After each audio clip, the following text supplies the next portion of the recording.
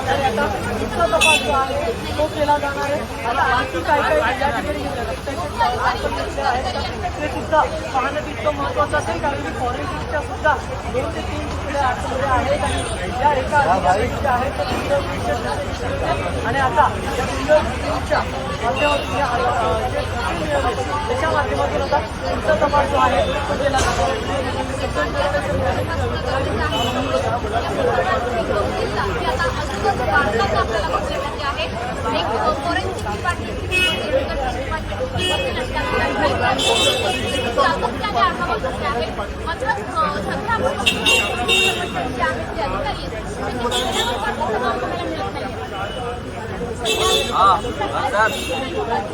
क्या